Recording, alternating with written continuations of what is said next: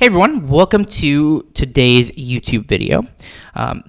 My topic today is a pretty fun one. We're going to be comparing two of the best colleges in the entire United States, two of the most prestigious colleges in the US, and two of the best colleges in terms of their location. We're going to be talking about USC and UCLA, the battle of the two best colleges, or two of the three best colleges in Los Angeles, and for most of you, two of the only practical college options if you're not super into technology or engineering, with Caltech, obviously.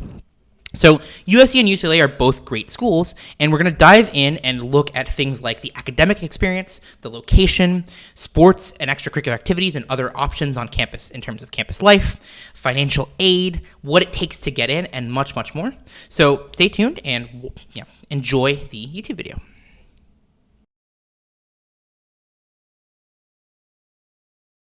Okay, now, next up, we have financial aid. So USC is a need-blind college for domestic students. I want to be careful to make sure that we clarify here. If you are a U.S. citizen or a permanent resident or someone with some other visa statuses, such as like refugee visa status, basically you're treated as a domestic student in the application process, USC is going to be need-blind, which means that the admissions office will not know your financial need and how much financial aid you're going to need when they're choosing whether or not to accept you. Right?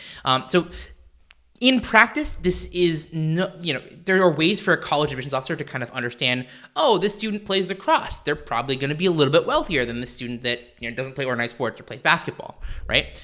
So there are ways for colleges to kind of proxy that, but for the most part, USC does genuinely make need-blind admissions decisions, which means that if you can't pay money, you may not necessarily, you're not going to necessarily be held back in the admissions process. That being said, USC is also not super generous with financial need. So even though it does meet 100% of demonstrated financial need, USC is one of those private colleges that uses the CSS profile. So your family's housing value is taken into account in that calculation. And so what will often happen is even though it meets 100% of demonstrated financial need, that number is going to be lower than the amount of aid you might need to attend USC because they're taking into account the value of your house, which is obviously not money that you can just pull out of the bank and use to pay tuition. But USC, does have a decent percentage of low-income students for a private research university. About 21% of undergrads received a Pell Grant. About 2/3 of USC students receive some form of financial aid. And remember how we talked about the notion of a $77,000 total cost of attendance? When you take out financial aid, that number comes down into the 40s, which means that USC is giving out a substantial amount of financial aid to students.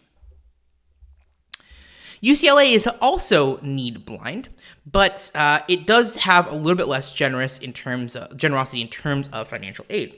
So 55% of UCLA undergrads receive some form of financial aid. A lot of this is grants and scholarships from the University of California system, right? But because UCLA is a public school, even the lower amount of financial aid means that, the average cost for an undergrad comes down pretty substantially. For an undergrad who's receiving this average amount of $18,800, your cost of attendance per year is going to be down to that like $17,000 range. Whereas even for USC, despite getting, $35,000 or $40,000 of financial aid, you're still only ending up at that $40,000 number, right? And if you want to understand a little bit more of how your personal family is going to be affected in terms of cost at both USC and UCLA, we actually have a estimated cost of attendance. We have a calculator you can use where you can enter your family's financial situation as well as your admissions profile and kind of share some data with us. And what we're able to do for you is take all that data in and calculate an estimation for what you'll receive in terms of your financial aid as well as in terms of your scholarship. So if you're interested in that, you can definitely sign up for a free CollegeVine account and check that out. All right, folks, and with that wraps up our comparison of USC and UCLA. As always, we post pretty much daily here on the CollegeVine YouTube channel, so if you haven't had a chance already, be sure to hit the like button, be sure to subscribe, be sure to hit the bell icon to get notifications every time we go on air, every time we post a new video. We're going to be posting a lot more videos just like this. Definitely stay tuned for future videos from CollegeVine's YouTube. And if you haven't already, and if you're trying to navigate the admissions process right now, definitely be sure to go to collegevine.com.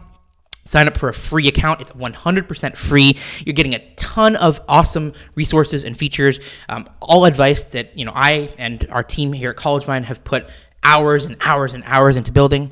So definitely go sign up for an account at collegevine.com if you haven't already. And good luck with the admissions process. You're applying in 2020. It's a really tough year. I wouldn't want to be in your shoes, but I'm going to do my best to give you advice and assistance to help you navigate the admissions process. Thanks. See y'all later.